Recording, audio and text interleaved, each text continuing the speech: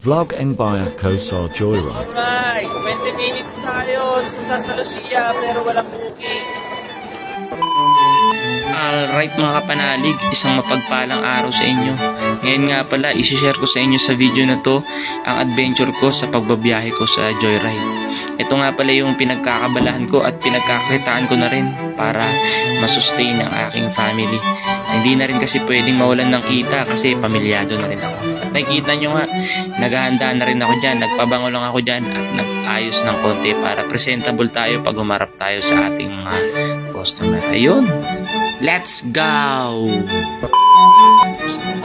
Bye-bye.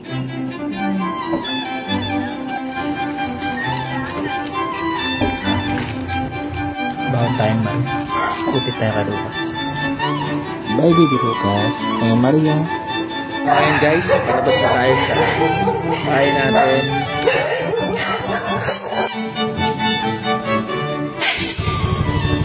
So ayan mga kapanalig, antay tayo ng booking. Ayan mga kapanalig, lumipat nga pala tayo dito sa KFC 3. Kasi medyo alat yata tayo dun sa malapit sa amin, kaya dito tayo. Dito kasi marami nag-book, sentro ng mga customer namin. Dito pa rin tayo at kasama nga sa ginagawa namin kapag kami bumabiyahe. Ayan, i-share kami ng location sa grupo. So ayan, nakikita namin yung mga kasama namin kung nasan sila. So, medyo malapit, pwedeng magkape. Siyempre, for our safety na rin kasi kapag may mga aberya sa daan, nasiraan, or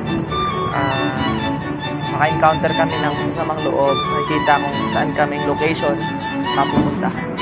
Ayun, nakakuha tayo ng booking. So, right. Gagawin natin una. So, tinignan ko na yung location niya kung saan yung pick up. Alam ko na rin kung saan yung drop off. Okay, tatawagan natin ngayon yung ating customer. Nakakuha tayo ng booking. So, alam ko yung pick up, tsaka alam ko rin yung drop off. Kaya papunta na tayo sa pick up point. Grabe naman yung mapa. Google Map, pinapaikot pa ako ng malayo. Sa North Star lang yung pick up eh. Alis ko lang lagi sa gabi. Alubungin na natin si Kuya.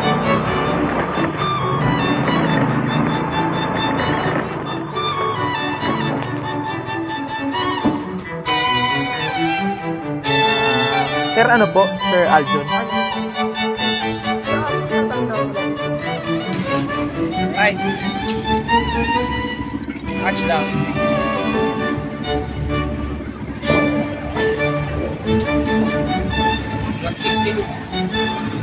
Laki mo rin, sir.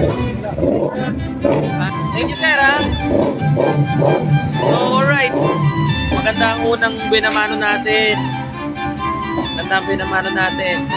200. 162 lang ang ano ni sir, ang fare niya, ginawa niya 200. Yan. Alright, nakakuha tayo na ng second booking. Saglit lang, kakadrop lang natin.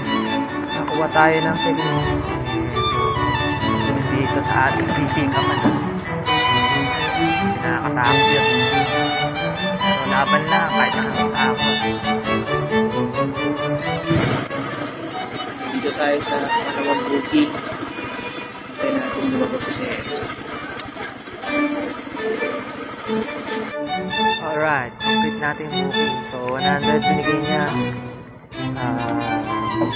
Sakto. Dito nga pala napansin ko na medyo malambot yung gulong ko kaya nagdagdag ako ng hangin. Alright. Alright, 20 minutes tayo sa Santa Lucia pero walang booking. Kaya ngayon, gagapang tayo papuntang junction. Dito tayo mag-aantay ng booking. Tropa tayong nakita. Ganda ng motor, naka-ADD. Yummy! Kami muna ang pagising. Kasama natin si Part 2, tropa.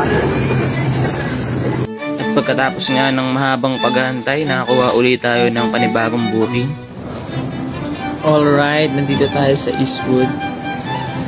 Sobrang tumal ngayon. Simula alas 11, nakakatatlo pa lang tayo. So, anyways, bawi tayo maya-maya. Sana gumanda-ganda yung pasok ng booking. Dito nga kinain ko muna yung Marina baon ko na kinupit ko sa aking baby. Ayan, sarap na sarap ako dyan sa Marie. Malambot. Dahil nga sa sobrang tumal ng biyahe natin, ito, kumain muna tayo ng lugaw. Bulaklak. Sige. Luluin muna natin first bite.